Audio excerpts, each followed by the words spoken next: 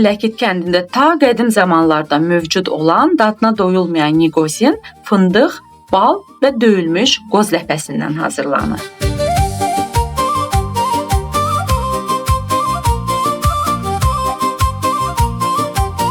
Fındıq və qoz qabığından təmizlənir, qoz ləpəsi həbəng dəstədə döyülür.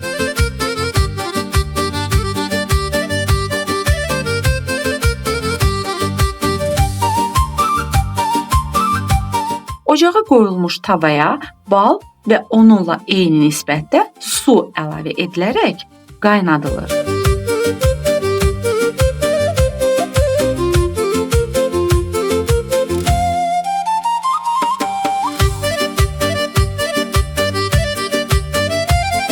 Qısa müddət qaynadıqdan sonra döyülmüş ləpə qaynayan şərbətin üzərinə əlavə edilir. Qatılaşana qədər qarışdırılaraq bişirilir.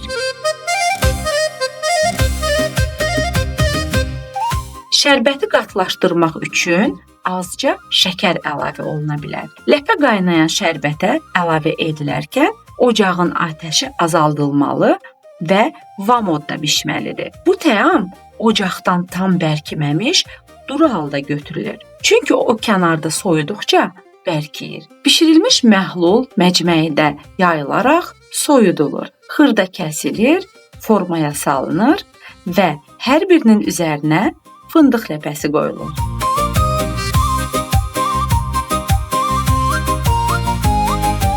Niqozin bal əvəzinə xurma və ya tut pəkməzindən də hazırlanılır və çox dadlı olur.